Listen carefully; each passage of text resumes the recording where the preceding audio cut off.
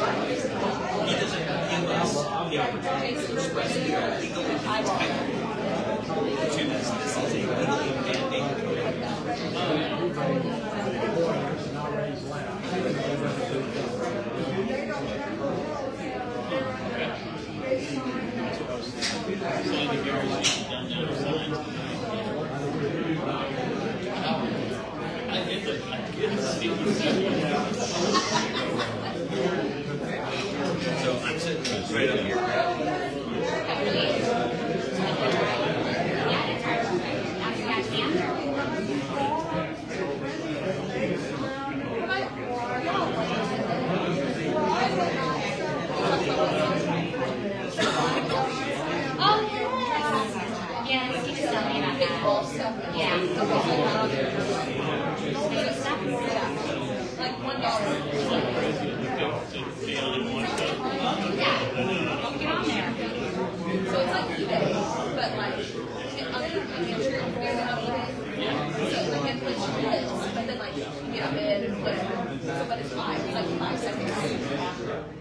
Yes, and of course, like half the balls are on there.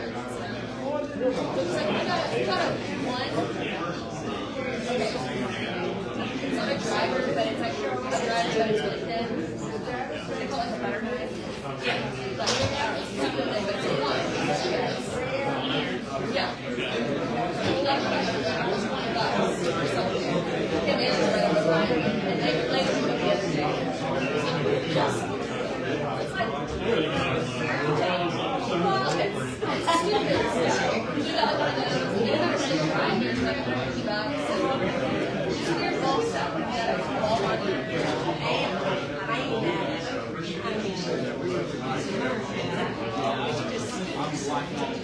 Yeah, it's addictive.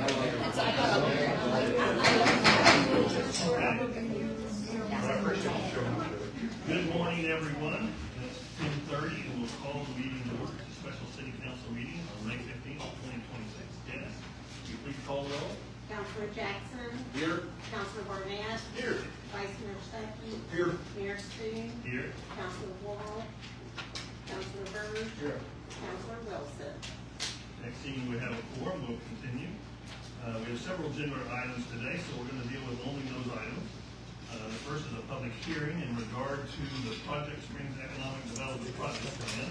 If you wish to speak today, you need to sign in the back of the room. Is everybody that's here signed, got a chance to sign in?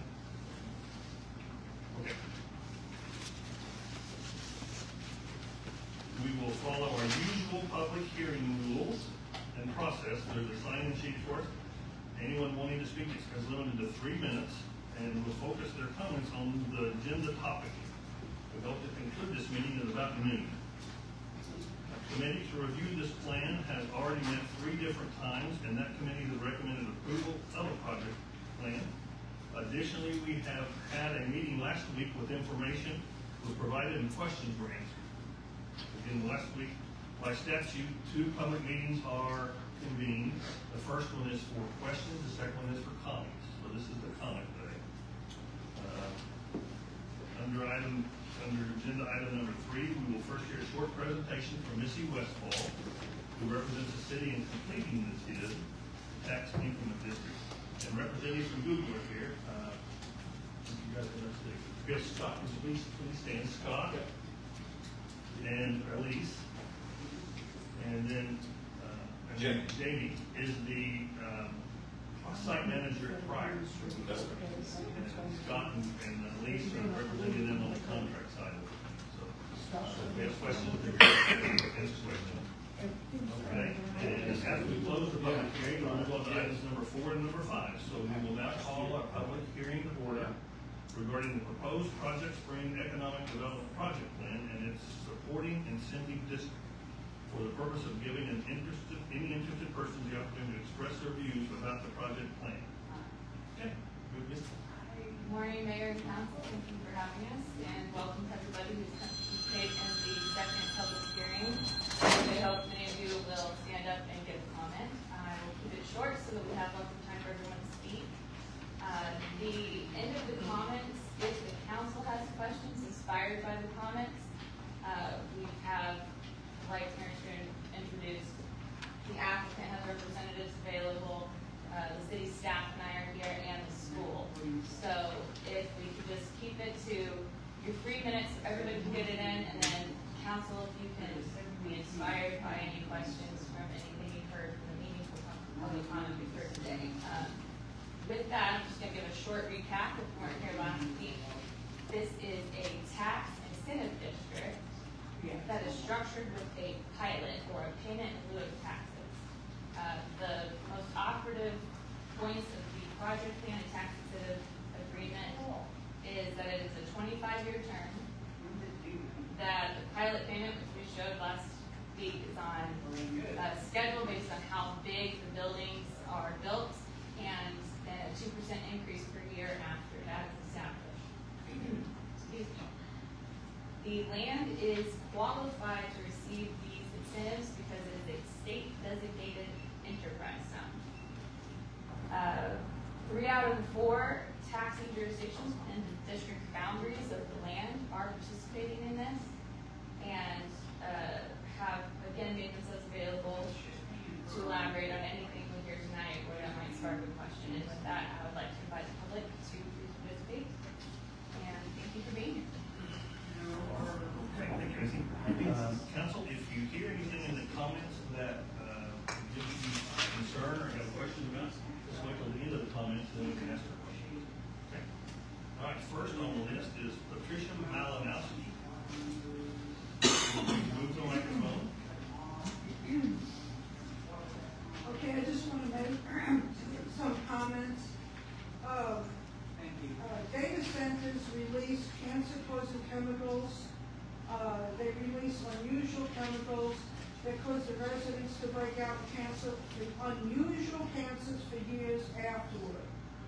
Also, the power drain is really something, the state's trying to deal with.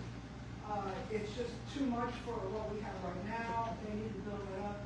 The water capacity really will not handle the millions, multi-millions of gallons of water the data center is going to use. We only got 3 pumps, 3 pumps in the water capacity, and one of them is under maintenance a lot of the time. And we don't have the capacity to, Sand Springs does it this day. Thank you for your comments. Next, Steve Talbot. Talbot, isn't it? Talbot. Step to the microphone and make your comments. The one thing that I really want to say. County Commissioner of Osage County, correct? Yes, District 2. I just wanted to say that as far as the comments that were made in the last meeting, that Osage County opted out of the tax incentive district. Osage County did not technically opt out of the district. Google pretty much opted us out because they were afraid they weren't going to get the vote from our board. And so they advised me that they were going to reconstruct the districts and take us out of it. And so that's what it was. It never went to a vote for them to see whether we were going to accept it or not. I wasn't for it, and they knew that I wasn't for it. I can't speak for the other 2 commissioners on how they would stand on that, but it never came to a vote for us. They wanted to have meetings with us in private to see, to try to get us to let them know how they could get a yes vote from us.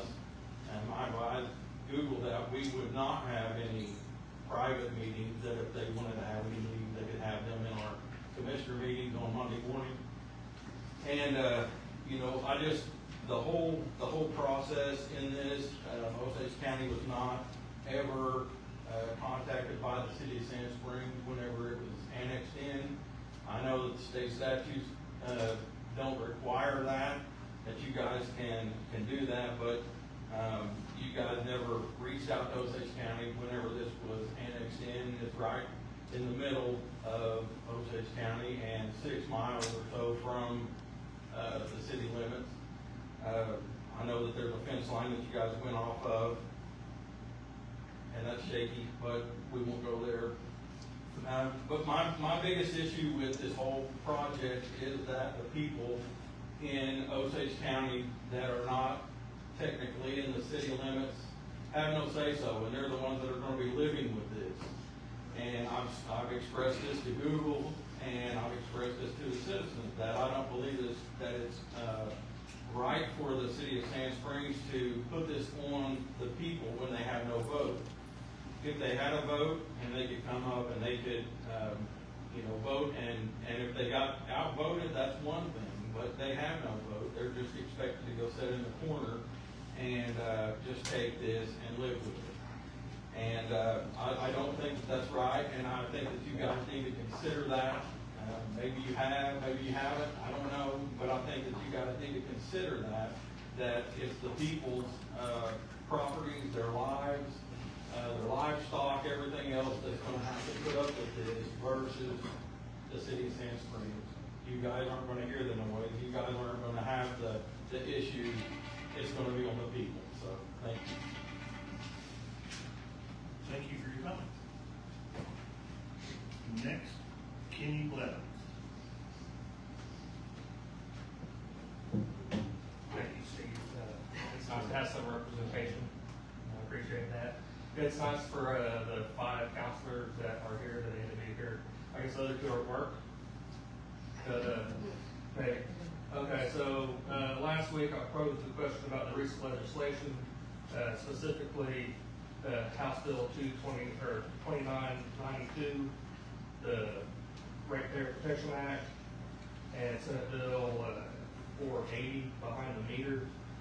Both of those actually go into effect in July. I don't know how that's going to affect any of this planning that's going on, but those go into effect July 1st, which last week we were told November 1st. But this information runs regular around these meetings, so kind of like this information about all the industrial development that 97 has helped produce, which there's none of Highway 97 north. Going on to the other issues, a 2005 article about data centers, calls for empirical research, and the one actually goes on to, in the summary, it just simply says, the global data center boom is emerging as a public health concern. For active mitigation and targeted research needs to be, are imperative to safeguard the public health while sustaining digital innovation. While you guys see all the tax dollars that are going to go into Sand Springs, what we will see is our families, our friends, and our neighbors, and the health concerns with these data centers. There can't be a price tag put on them. If I was to ask you, how much money would it take for you to take your wife, your kids, your grandkids, let me hand you a gun, not knowing if it's loaded, what would it take for you to put their head and pull the trigger? How much money would that take? Because that's effectively what you are doing, people out there north on 97. The health concerns cannot be overlooked, and there cannot be a price tag put on our family, friends, and neighbors. I don't know, if there's anything at this point that can be done to make you guys actually see reason, but hopefully there is. This goes beyond dollars. This goes keeping their lives. and the livelihood of everybody in that area. And like Steve said, you guys won't see it, you guys won't hear it, but it will affect us daily and nightly, 24/7, 7 days a week, 365 days a year, for the rest of our lives. Not just the 25 years of the tax incentives, every day. Our homes, our lives, our livestock, our families, our kids, our grandkids, everyone's gonna be affected. I don't know, it's a tough decision. I don't know if it's a decision that, is looking at all the money that, a small town city council should be making, but it's up to you guys to make. And I hope you make the right decision. I hope that you guys decide that this isn't worth it. This isn't worth, the lives of our grandkids or our kids or our moms, dads, grandparents. But, it's up to you. Thank you. Thank you. Last name looks to be Terazon. You have one more, Chandra Ingram. First name, My name, station name. yes, sir. My name is James Brazos. I'm a resident of Ponca City. However, I'm a candidate for the state senate for District 10, which encompasses every ounce of Osage County. The reason I'm here today, I've been watching this event from afar. But what has happened is the people of Osage County and District 10 have not been represented by their state elected leaders at all throughout the events of this entire ordeal. Namely, Clay Stairs and Senator Bill Coleman, who's my opponent, have, I don't know, but for whatever reason, not been involved to speak for their people and to defend them against what you all are trying to inflict, not only upon the people of Osage County, but the land of Osage County. Also, not just Sand Springs addresses in that neck of the woods, but the great draw that this will have on Skytoke Lake to the tune of nearly 1 million gallons of water a year, potentially more as time goes on and the equipment begins to be less efficient. I would just say that as someone who's aspiring for elected office, to you all who are already in it, that your decisions can impact more than just the people you are elected by. For example, I may be elected by the citizens of District 10, but the legislation that I'm proposing get passed will be felt by the entire citizens of the state of Oklahoma. And so your behavior and methods with the NDAs and somewhat pre-planning that appeared to have happened before this was public is despicable. And I submit my request to you all as men who are elected office to reconsider not only the project, but its placement, the outreach that you've not given to the citizens of Osage County who will be impacted by it, while you all will not be outside of the financial incentives supposedly to Sand Springs. And I would also urge the citizens of Sand Springs to review the behavior of their elected officials and city employees throughout this entire process and encourage you to get more involved, because there was somewhat of an initiative in the recent past months to consider you all's behavior and your methodology in doing this project, and that did not receive adequate participation or consideration from the citizens of Sand Springs or the staff of Sand Springs City who reviewed that initiative. And I would just say to the people in Osage County who I'm aiming to represent on June 16th, that today's meeting is not the end, and there's several lawsuits in place, potentially more to come. But I will say that I won't stop fighting just because this is our last chance to give organized public comment, and that to the representatives from Google, we do appreciate your interest in the state of Oklahoma, but I would implore you to look beyond the dollars and cents. I know how tempting it may be as a former senior employee at Amazon of all places, that it's easy to fly in and fly out of different places and think, oh, this is a great deal. But I will tell you that even though there's only several hundred people in that area, your reputation will be stained by this if it proceeds as disastrous as it may be. I'm not against data centers at all from Amazon. I understand their importance not just for the company, but also national security. But I would implore you to consider the impacts, and it seems you already have and don't care, but I won't levy that judgment. I just want to thank you all for hearing me out and for the time today. Thank you for your comment. Angie Green.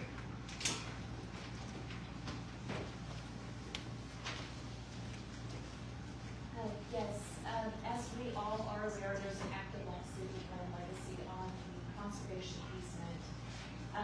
Assuming that you all are hoping for modified plans instead of a shutdown, where can we get a hold of the modified plans on where, the building placements, their square footage, how many plant generators, substations, and air turbines were there to be placed on the property, as far as setbacks as well, and have there been any third-party noise studies, not Google's, but third-party, and environmental impact studies, where we can get some record of those, please.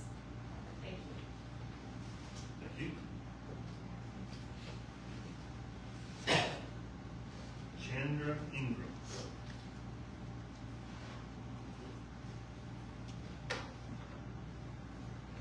Thank you for accommodating me. This is not something that I normally do, so I'll ask for your patience. I've spent the last probably 3 years in my woods that I'm trying to protect now. And so to be in open space with people is hard for me. So I thank you for allowing specialty in this situation.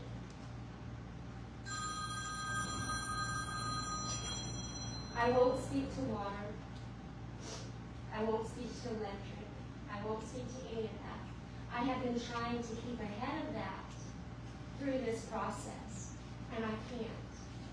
But I can speak to land, and I can speak to the city's contribution to the misuse of that land in Sand Springs through the rezoning next to my property for a data center. I can speak to that. What I'm trying to figure out is why is the city of Sand Springs choosing to continue to make choices when the residents of this town are in a cause célèbre event. It's an event that causes so much destruction, so much so. And it's not just Sand Springs, it's all across America. And I want to give you the opportunity, this last organized opportunity, to make a choice for moratorium for the residents of this town. Thank you. Thank you.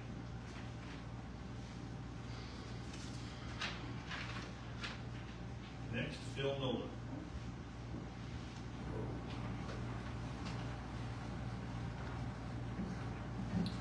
I'm actually nervous. I just wanted to talk to you guys person to person as amazing from the city council. I know I text Matt separately about this subject. I wanted to tell Bo thank you for his vote of no in the previous council meeting when you all voted on proceeding or not. I asked Bo afterwards, I said, Bo, you're the lone wolf. And that stood out to me. And I said, why did you do that? And I'm paraphrasing it from how I heard him say it, but he said, you know what, Phil? I couldn't go into the Walmart, I couldn't go into Aldi's, or the grocery store, to see people I know who will be affected by this. And hurt them by saying yes. And I said, I appreciate that. I really did. And for the record, and I was asked about, Phil, should we do the recall? Is that going to work? Is it going to be able to happen, or is it the right thing to do?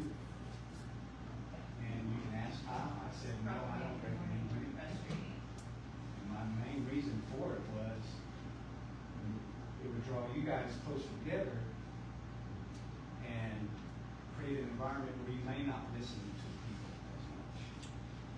Now, after the fact, after they started doing it, I I stayed plugged in. I wanted to hear what was going on. And I actually participated on knocking on those doors. Not because I don't like Mike Burke. I've known him for way back when. And I think Mike's a great guy. All you guys are great guys. I know you're Christians. I know you love the city. I know you're trying to serve in the best way that you know. But I wanted to hear from the people. Hear what they were saying in the pictures. Literally, guys. I was going to say 9 out of 10 people came in contact with, but I'd say 8 to 9 out of 10 people came in contact with and shared the information. We don't want this in our country. Some people did say, well, I'm not opposed to data centers, but I can't believe you're doing that up to my friends and family members that I know that live up north, who live in ag land, and live outside the city. Literally, 8 out of 10 people that we talked to. The feedback was made, they literally only took 2 weeks to start knocking on doors. You got almost 1,600 signatures. Brother Mike, your last election, you got in by 42 votes. But over 350 people signed up asking to reassess Mike's position. Matt, you got in with 112 votes. But over 400 people signed up. Again, it wasn't because they didn't like you guys or what you stood for in regards to your personal, but they didn't think it's right for a city. And we just got through hearing about the budget audit that we had. Our city's doing great. And I could go into it. But as far as the TID goes and getting there, I sure wish Webco would have got as good a deal as what Google's did. You know, I was a part of that TID process with Webco. And for us to not have any betterment payments in there whatsoever, or more upfront money whatsoever, if Google thinks it's such a great place to go, Google should be paying their whole way, all the way, with no tax incentives whatsoever, in my humble opinion. But anyway, I just want to speak to you guys on the record so you know I did not push the recall, okay? Because I know there's some comments. And I love you guys as brothers in Christ and having the opportunity to serve with you on the board before, okay? And by the way, you still have a chance to stop this by voting the TID no, voting no on the TID. And let's see how bad Google wants to be here. See if they will put the deal for themselves. Mr. Nolan, thank you very much. Thank you.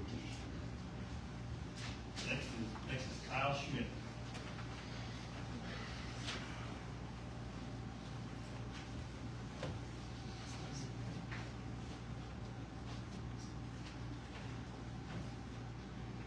Thanks for, I'm going to say thanks to the legislature for writing it into the state statutes to give us the legal right to be here to make this comment today. First comment on the agenda, Mayor Spoon would give any interested, no, I'm sorry, sir. You are not giving us the opportunity. This opportunity was guaranteed to us by the legislation. So, incompetence. Number one, the first time this hearing came up, it wasn't even noticed properly. How can we trust a city council to negotiate, and a city to negotiate a complex tax incentive package worth so much and with so many details without knowing the details, and when they can't even properly understand and read the legislation for the notice requirements for this meeting? I had to call that out. It's been incompetence all the way, from the annexation all the way through. And frankly, nobody in this room, including you guys, should trust this tax incentive package. It's based on the square footage size of the buildings. Do we know how many buildings and how many square feet that's going to be yet? Question? We can come back to that later, you guys can answer. But as far as I know, nobody knows what the square footage of the buildings is going to be. So how can you possibly calculate the value of this tax incentive package if you don't even know what that's going to be? If you don't know what that's going to be and what the value is going to be, as far as I can see, nobody has actually calculated what the full rate for the ad valorem would be. So how can you calculate what kind of tax rate you're getting? Is it 85%? Because, I mean, there is a ratio there. So is it 85%, 50%, 20%? Nobody knows. So how can anybody be expected to judge whether this is a good value, a good deal for the city? Because you don't even have the most basic information to be able to work out that computation. So, no details. The whole thing has just been corrupt. And I know people hate the word corrupt because they think it means bribe. I'm not accusing anybody of bribe, but the process can still be corrupt without any kind of impropriety. I have seen a lot of evidence of bravado and ego, unwillingness to learn, unwillingness to listen, unwillingness to take a second look even, and just look back at the statutes, see, did we do this wrong? Did we go about this the wrong way? Let's press pause. Mr. Spoon, I called you the day after Thanksgiving and asked you to put together a citizen task force that could examine data centers and what a good data center project might look like for Sand Spring. Your answer to me was that the developers asked for more time, and until the developers get you more information, you did not see a reason to create such a committee or a task force or get any further feedback from the committee. That says you're a representative of the developer, not of the people that elect you. This whole TID, this whole process, this TID needs to get sunk. And like Bill said, you still have the opportunity to vote no. You could not agree to the TID, and Google gets to pay their full freight, full ad valorem taxes, and maybe then we'll get to see what kind of a true community partner and value Google thinks they could be to Sand Springs. Thank you, Mr. Schmidt. Next is Kelly Null. What's Kathy? Kathy Null. That's me, but I didn't want to speak. I thought I would just like, but she wants to speak for me. All right, go ahead, Heather. Heather, what's your last name? That's absolutely amazing. City councilors, I know you guys have been doing this work for a long time, for okay. What I'm asking of you, as a resident of Sand Springs, I know you guys for a long time, is actually to consider deeply how this will affect Sand Springs. You realize that 25 years is a long time, plus the potential 5 years of deferment. Think about where you were 30 years ago. That's a long time. This will affect Sand Springs for a long time. And the reason why you're considering 25 years is that's because the maximum is being allowed by law. I'm sure if it asked for 50, Google would ask for 50. What I'm asking is that you consider repercussions over the decades this could take place. I didn't know the tip you go to down. That is an option that I think is amazing to consider. What I had actually proposed last time was that you were doing a 5-year review. We did 15 years and considered 5 years every year to consider that review. There's so many other things you can consider in this. You guys are the guardians at the gate. You are our representatives. You are the ones that we're asking to not just open up the gates wide for a main corporation to take whatever we have. You are the guardians. We ask that you stand and do your job and plead with you to stand as a guardian to protect us. Protect our resources. Protect our tax dollars. It's sad that even Anderson, the little rural school that gets 50% of people, coming in from other areas, doesn't even get, $100,000? That's not even paid for the superintendent for the year. We're not even getting any money for that. We had to try to do 3 proposals just to get a roof on our school. How sad is that Google gets to come in and take so much of our resources, and our kids are begging for, we didn't do storm shelter, they voted that down. Or even a bus, we couldn't even get that voted recently. All I ask that you guys is to consider your job and how you are the guardians for us. Protect us. Watch over our tax dollars. Watch over our people and our resources.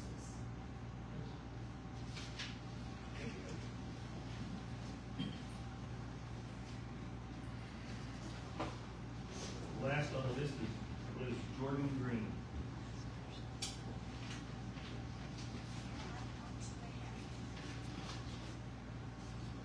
I wasn't able to be here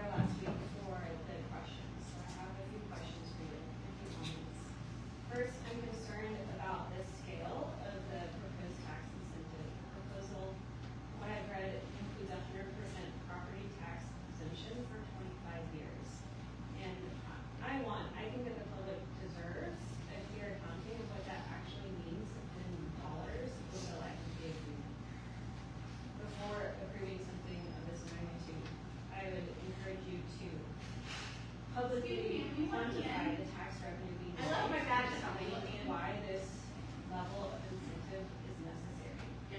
So my question for you is, can you quantify the total tax revenue being waived and what the return is that we're getting in comparison? I think that people should be paying the full amount of taxes just as we as citizens do. I'm also concerned when I looked at the notice that it states that the project details and even the legal descriptions will still be revised. I think it's really premature to approve long-term incentives when the scope of the project is not fully defined yet. And so I encourage you to consider whether you or the public has been given enough concrete information to properly evaluate what's actually being considered for vote today. So my question to you is, why are we considering this without a finalized plan? And my third concern is that there also appears to have been a shift, I might be misunderstanding this, but from my understanding from previous meetings that there were 2 data centers that were being proposed, and now it looks like there are 3 districts. And so I'm really concerned about incremental expansion over time. And I want to clarify what limits, if any, are in place to prevent this project from expanding beyond what is currently being presented to the public. So are there any guarantees that are in place to prevent further expansion beyond what's being presented today? Those are my questions. Thank you for your comments. Okay. At the end of the comments, we will close the public hearing. And we'll move on to item number 4, which is ordinance number 1146, Project Spring Economic Development Project Plan. It's supporting the city district and tax income agreement. And I believe, Nikki, you have anything else to add? Okay. Do board members have any questions?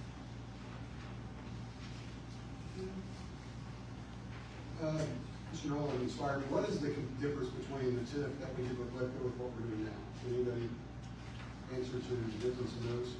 The TIF? TIF is a tax increment financing mechanism. Although under the same act, there's definitely different mechanisms. An increment is what's generated and then captured from the taxing jurisdiction and used for a purpose defined by the city for a certain amount of time. They still have the same process, but an incentive district, and especially this one, which has a pilot program, is an abatement of taxes in which every single taxing jurisdiction has to enter an agreement to participate in it. And in this case, with the pilot, it was just to guess what it might be and then to keep it steady so that everybody knew the deal going in and could sort of bank on what we're getting for the next 25 years without having to guess how it would be assessed. Is that Webco is an increment district. They're foregoing. Did you work on the Webco thing specifically? I did not. No. You had the wrong guy. I agree. One of the other references to Webco is that the Sand Springs Economic Development Authority is the property owner with Webco. So I believe on the first tip, there are actually 2 tips at Webco. I believe the first one, they got the land from years ago. Second one, they paid for some of it. They paid the economic development. This one, Bill was involved in. They paid a purchase price. That's not a lot of value, but they paid a purchase price. Here, the city's not a landowner. There's a big difference between the 2. Also, that land had been, the old Raider Center, had been tax exempt for decades as government land. So that changed it. So they, for a period of time, they don't pay taxes until a certain amount of money is met or some, with the arrangement. They pay taxes only on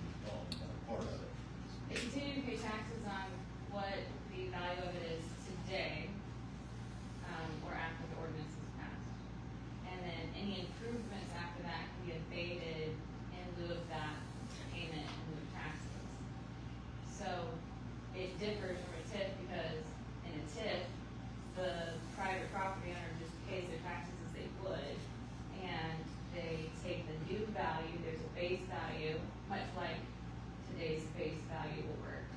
And then the increment produced from the increase in value from the development is what's captured and apportioned and then paid for proper project costs. Not what an incentive is. So that amount of money in between, they keep for their building the project. Yes. And like after. There's a period list time, they of start paying tax. qualified projects under the tax, or the Local Development Act that qualifies for increment payments to go back. Walmart was a tip also. No, it was a sales tax. We've done a couple of tests, this is our first tip. Correct.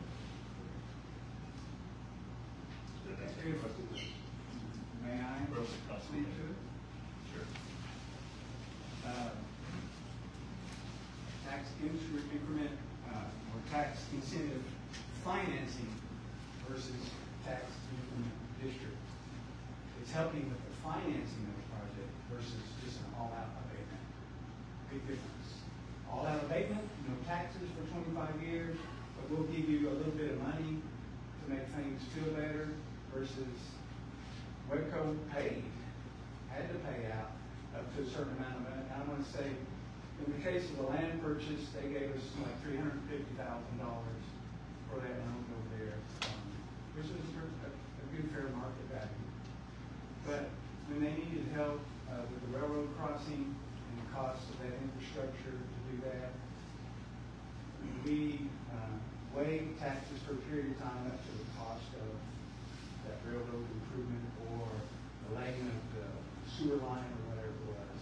So it's more of a financing thing versus you getting a free go, a free pass on this stuff. To me, that's my understanding of it. But the Webco did give a tax incentive. Finance. So up to a certain amount of dollars, but they don't get a complete abatement from paying taxes for 25 years. And the other one. In section 5 of pilot payments do not constitute having warm taxes, and therefore do not create offsets to state aid. As these payments are not classified as taxes, they should not be reported as such. And as the school district confirmed this with their legal. Yes. Any other comments on how that works? So, how it works is the value of the property, I believe in 24-25 as it's designated in Osage County, remains the apportionment of taxes they will continue to pay. So, in Sand Springs, because Roxville area, including that parcel, is part of our school district, we're a taxing entity, that's how that works. So we'll continue as a district to collect the $3,000 a year as it stands today, based on that base value that she referred to earlier. What is the incentive is the agreement by the company to pay us taxes in lieu of, which is coded in OCAS in a different category, which means it does not offset state aid, just $1 a year. So our state aid will not be impacted. We're going to receive a pilot payment from the company will actually be on top of the state aid. So I just want to be really clear about how that works and what the district has received and paid from an agreement such as this. So I'd be more than happy to answer any questions.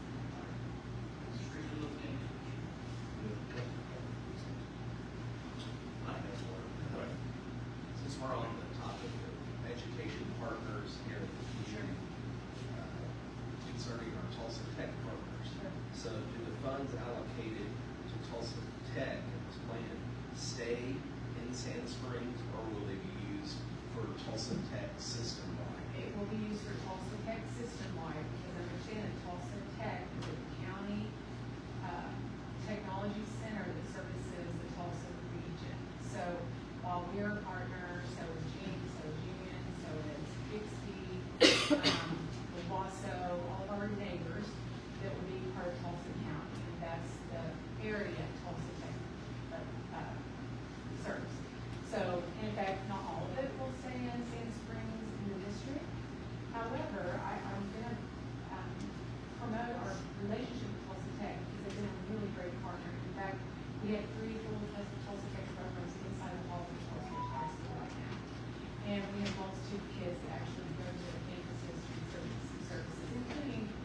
Riverside campus in James, probably Linley, I'm gonna assume the loss, I don't know for sure. My point is, we feel very well supported, we have a Tulsa Youth Center here in Sand Springs as well, and it's been a fantastic partner. In our efforts to create pathways so the kids have that next step after they graduate from high school. So I don't want to diminish how important Tulsa Tech is for Sand Springs Public Schools. Does that answer your question? It does, thank you. Anything else? Not that I can think of. I think twice, spoke to the city council regarding our, stance on what that can bring and what that can mean for the district. I would just add, a comment was, or a question was asked, our agreements end, and I just feel the need to say, of course they're in. Of course we would put in writing, an agreement that holds each other, including the company accountable for respective payments they promised. So that would all of that. Thank you. I do have a question. And it's not being necessary, but like, what happens after 25 years? What happens after? Right, so after 25 years, people goes on to Osage County, which means the full amount of what property taxes they were assessed would be accounted for our ad valorem taxes. That's a great question, Counselor. And so when people talk about being off the formula, I don't know that people fully understand what that means. No one's technically off the formula. The formula in the state of Oklahoma, through rigorous research, it is very well respected across the country as being fair to school children.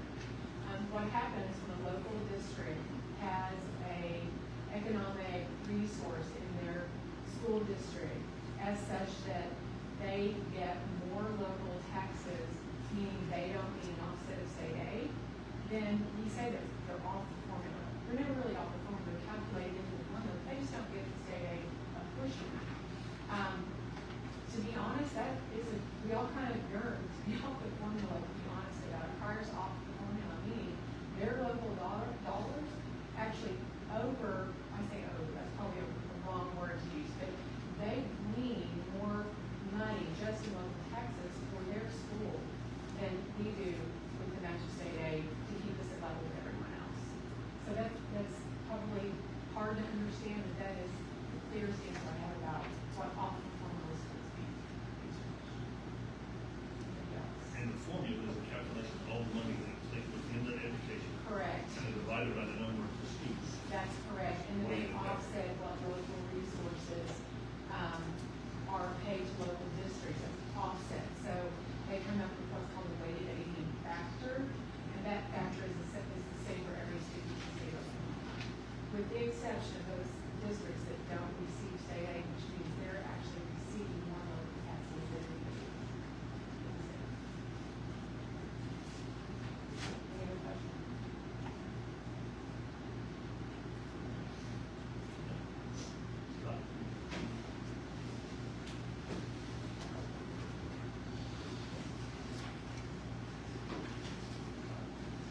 Mayor, City Councilor, Scott Simon, thank you again for all everyone's hard work on this. Thank you to the citizens for, we understand the questions. We want to make sure this is, well considered. We're confident it has been. The people who haven't been part of the process, I can assure everyone, the city and its leadership team, its lawyers, the school district, because I'm their board, to understand this project. It didn't come out today because it's been covered in other hearings. But in terms of the benefits of the project, I just wanted to mention that we're confident the benefits of this project are going to far outweigh the costs. I think last week, Missy noted in describing the TID that on a per square foot, so we are making a pilot, as you heard, pilots to Tulsa Tech and Sand Springs schools. The amount we'll be making in a pilot on a per square foot basis will be more than twice what any other taxpayer from all those Osage County pays in full taxes on a per square foot basis. So it's not a little amount, it's quite an amount, it's a significant amount, it's going to make a difference to Sand Springs school kids, Tulsa Tech school kids, and the community. We, to the,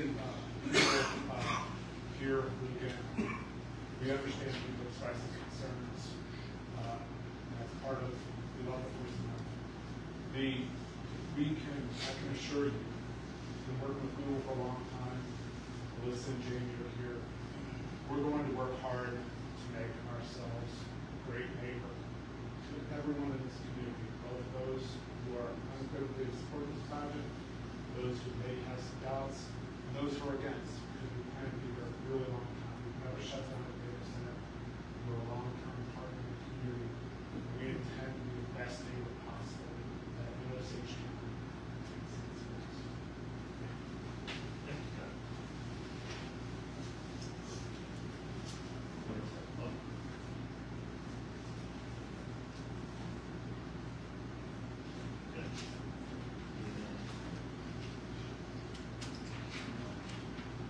Motion to accept ordinance number 1146. Second? Motion by Sargent, second by Jackson. Any further discussion? Call for vote. Councilor Byrd? Yes. Mayor Spinning? Yes. Vice Mayor Stuckey? Yes. Councilor Barnett? Yes. Councilor Jackson? Yes. Thank you. Next item is resolution number 2632, project development agreement. Please give Mike Carter. Yeah, council, this agreement, there was a question last time where people were asking, why is Sand Springs, the city of, not getting anything within the city? And that is because our money is coming through another development agreement. And this development agreement boiled down, you've received it in your packet, but boiled down, it's a 25-year agreement, and it calls for us to get 2% uncapped franchise. So as there's growth, that will grow as well. And so that was a big ask of the city, and Google agreed to that. There's also at year 10, a $1 million community betterment payment that comes to us. There's also, there's questions in here about water and wastewater. We've stated numerous times, right now, there's nothing in the project plan that calls for them to use water, copious amounts of water. We've said it, we've said it, we've said it. I say it again, right now that is not. That is against my wishes. I would like to sell a moderate amount of water that's well within our capability. We're still asking Google to consider that because our citizens have made a vast investment in the water system. And that's why we did that, so there would be a revenue stream for the city and for the use of our citizens. But at no time would we oversell the water. To date, Google has not, right now they're going to be air cooled, and that is going to be answered. I stated that in public meeting, in open meeting, that I would like to see us sell some water, just so it's out there on the record. And then the last thing is the sales tax. We will get a 100% of the sales tax on the building materials on the buildings that are that large. And so that is going to be a lot of revenue for the city. And so I think this is it's very generous. We will never push back on the sales tax. They didn't ask us for anything on that. And I think that is going to mean a lot of upfront money because obviously the building is the first thing that has to happen. And so if we receive that level of income, that means we can directly put that to use for our citizens. So this won't be revenue down the way that we wait on. This will be upfront money that as it's going, will be put to use right off the bat for our citizens. And so I think this is a good plan. I think it was well conceived, and so we're appreciative to Google.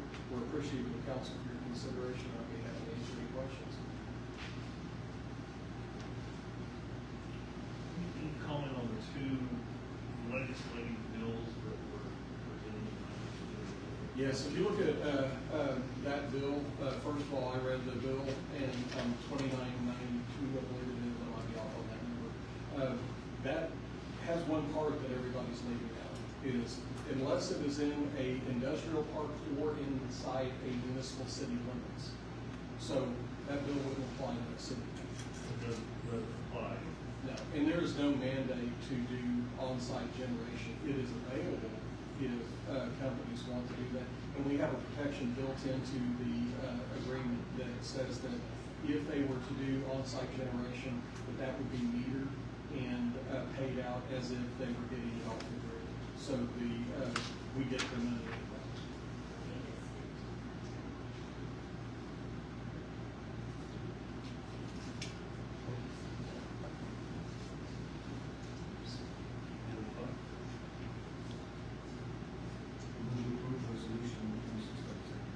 Second. Motion by Bert, second by Barnett. Further discussion?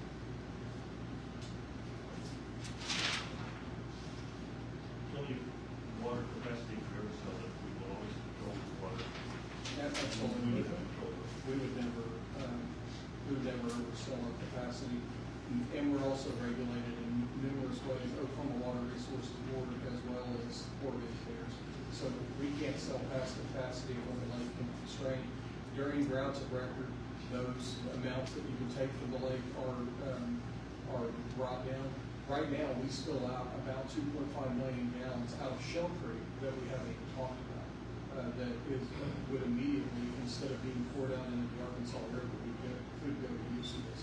So in no way would it impact our citizens, but it very well could impact our citizens in a positive way through the revenue generated.